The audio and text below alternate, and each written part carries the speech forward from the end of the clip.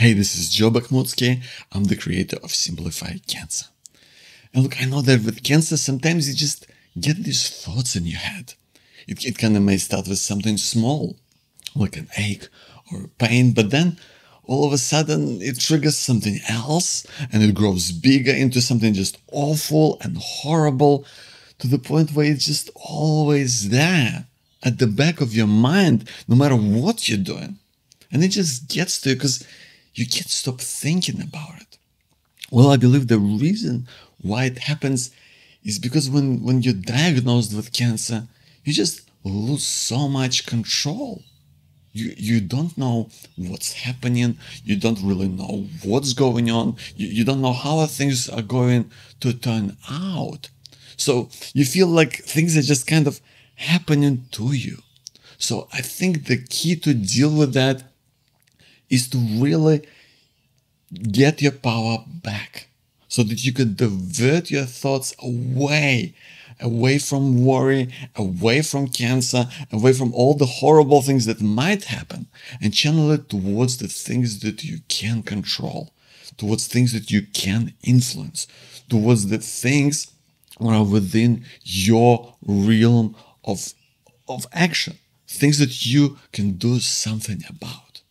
And I'm going to say something controversial here, but I believe that there is only one thing, when you come to think about it, there's only one thing when it comes to cancer that you can't control.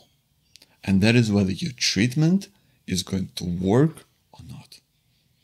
Just about everything else you can either influence or have control over. Right? And it starts with knowing how much you know about what's happening. Right? I believe the key is to really become an expert on your own illness and really knowing what happens kind of every step of the way. And it starts with doing research on a large evidence-based website where you can go in and search for your type of treatment or several treatments if you're doing some research about it, and really dig in and spend 10 to 15 minutes just soaking yourself in the information so that when you have enough understanding, you can go and ask questions. You can go and talk to your specialist, go and talk to your medical team. And you're going to have questions. We all do. That's inevitable.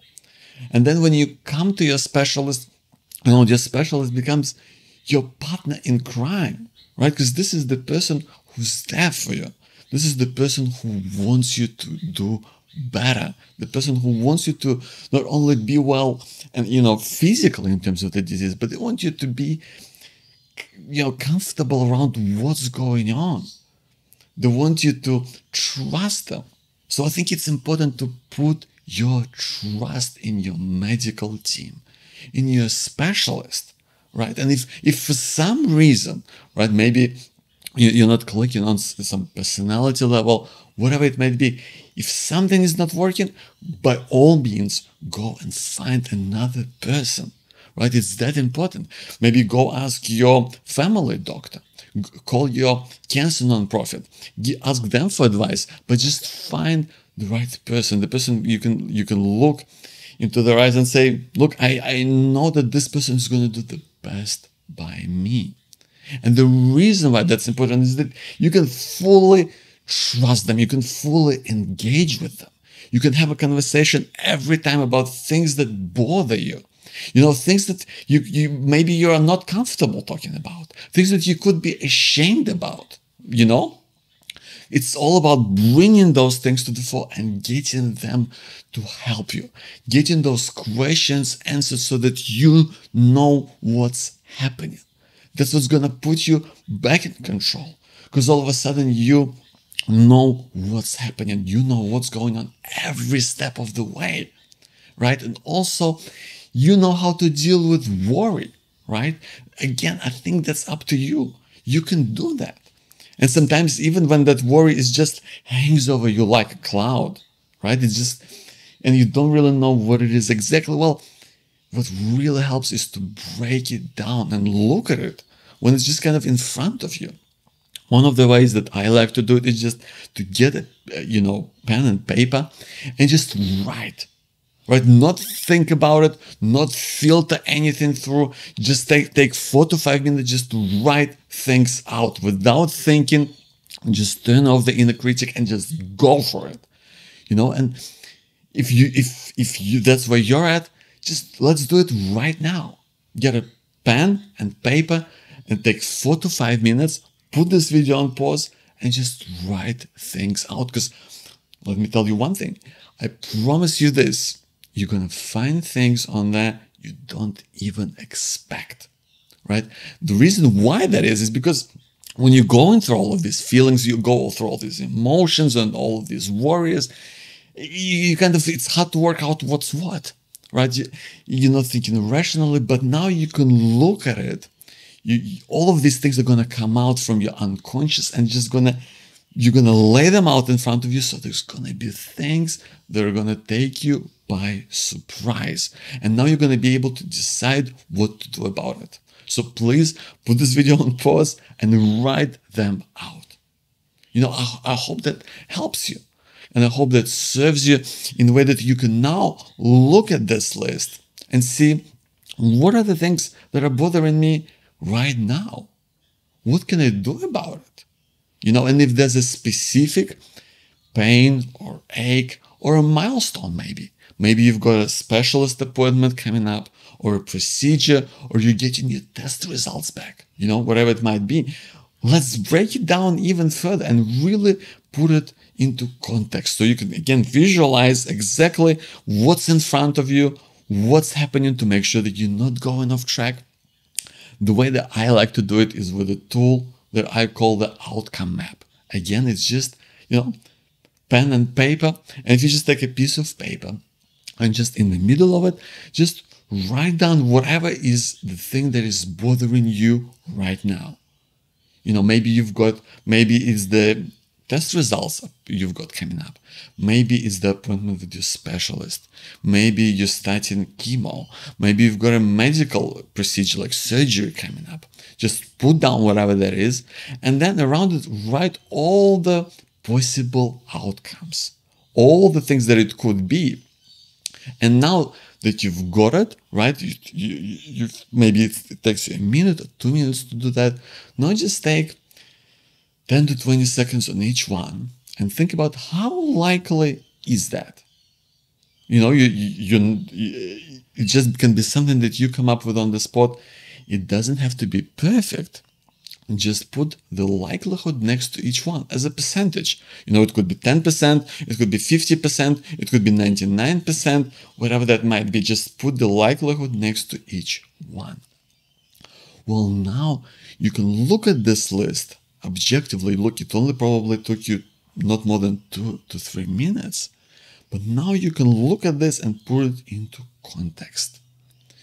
What is the one thing that you can do about it right now? Is it means that maybe you can go call up your specialist and ask for a follow-up appointment as soon as possible. Maybe it's calling your family doctor and talking to them about it. Or maybe you are overreacting and maybe there is nothing really that you can do about it anyway. Look, whatever that may be, it really helps to lay out those thoughts in front of you so you can look at it and see it for what it is. That gives you power over it. That puts you back in charge into what's happening in your head. That puts you in control of your worry. So also dealing with treatment, dealing with side effects, how to manage them better, what to do about it, right? It seems like you have no control over it, but at the same time, you can talk about it and you can be prepared. And the best way to be prepared for it or to deal with things when they come up, well, apart from, of course, talking to a specialist, to a nurse, to your medical team about it, is to talk to people who've been through it. Talk to other people who've been through your cancer, who've been through your treatment, people who have come out the other side. Of course, you can't just talk to them in the middle of a street. You have to find them somewhere. And you can find them online. because typically these people get together and they become like communities that are typically focused around a particular type of cancer. So you can find one for your type of cancer. And to even make it easier for you, I put together a guide called the Online Cancer Community Guide that is available free for you on my website. If you go to simplifycancer.com, if you go to the tools section, you are going to find an online community guide, and it's got top 3 online communities for most cancers. So grab that, go there, and then whatever your worries are, whatever your questions are, you can put them up. It's like a forum, right? You put up was like a topic title, which is kind of like a subject line of an email. You just wanted to stand out and be really clear about what you want to know, and then just describe what the problem is. And there will be people there who are gonna just jump in and help you out because they know what it's like. They've been there. They know exactly what it's like to be scared, to be lost, to be confused, to not know what the hell is going on. So they're going to be there for you. They're going to come in and really help you out so that you know what's happening. You don't feel lost all of a sudden. You feel in control. And that's what it's all about. Also, the support that you get socially, emotionally from people in your life, from your friends, from your family, from people you work with, from just anyone you interact with. So much of it depends on us. Because sometimes I think people, and that's true for most people, they really want to be there for you. They really want to help out. They really want to help you in a meaningful way, but they don't know how. They don't want to say the wrong thing. They don't want to do the wrong thing. They don't want to make you feel any worse. And they also don't want to look stupid or silly or insensitive. So sometimes it's up to us to really just guide them. Right? And there's really 2 ways of doing it. One is just to be really honest and direct about how you feel, instead of just saying I'm okay or I'm fine, because that's the tendency. We don't want to look weak. We don't want to get people even more worried. So we just say, oh, I'm okay. But the reality is that that's not what people want to hear. They want to hear the real story. They want to know what's really going on for you. They want to know where you're at. So if someone asks you how you going, you can just say, hey, you know what? I've got this procedure next week. And to be honest, I'm really freaking out because I don't know how things are going to turn out. And the thing is, it's going to make you feel so much better because you're actually talking about something that is real. And it's going to make it so much easier for people in your life because there's no awkward moments, right? They don't have to guess what you're thinking. It's all really easy. So that's one way. And the other way is just to really tell them explicitly how they can help you just in practical terms. I wish I would have sent out just a simple email to my family and friends that would have said something like, hi, I'm starting chemotherapy next week, and it's probably going to get a little crazy over the next few months. So I would appreciate your help with any of this. Babysitting, driving me to and from the hospital, doing groceries once a week, visiting me at the hospital as well. If you can do any of those things, just hit reply and let me know. I'd really appreciate that. That can make a huge difference. And people who truly care about you, they're going to be grateful to you because you've just made it easy for them to support you on your terms, to be there in a way that is really meaningful for you, that can actually make a difference to your life, right? And I think that is so powerful because that puts the control of this whole situation back on you. You effectively control all the support that you get from people in your life. Again, and you can also have so much influence over, just life around cancer. because life doesn't stop. That still goes on. And, you've got all the worries about money and what's going to happen. But sometimes it also helps to just be really direct, clear, and honest about people you work with. Maybe they're your customers. Maybe they're your colleagues, whoever they might be. Just telling them what's going on, telling them how they can help you, and how you've put a plan in place to look after them. Maybe someone else is going to take, a chunk of your work. Maybe someone else is going to help out with your business. Whatever that might be, it shows that you've thought about them. You've given them a rough, timeline as to how things are going to work out. And that's when people want to step up and help you. They want to be there for you. I've done it. I've experienced in my work, right? And with so many others. It's all about just being really clear and honest about what you want and direct, because we're so not used to just asking for help. We're so not used to speaking up, right? And things that you don't know about, you really don't know about them until you ask. And it also involves talking to your cancer nonprofit about helping you out, talking about how they can help you financially, legally. There's so many fantastic services they offer. Wherever you live, if there's Cancer Council here in Australia, you've got Macmillan's in the UK, you've got National Cancer Institute in the United States. There's so many organizations that have so many fantastic services, like Nurse on Call, all sorts of wonderful things that you really don't know about until you ring up and ask. And you really don't know about them until it's, you go through treatment and then you start talking to other people and then you find out, oh, there's all these other things I wish I knew about. Well, just give them a call and ask, because they're there for you. Those services are there. Just ring up and ask.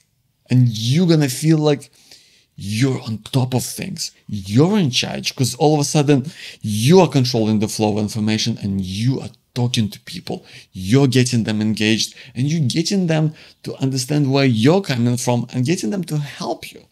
Because this is the time in your life when you do need your people to rally around you and to be there for you.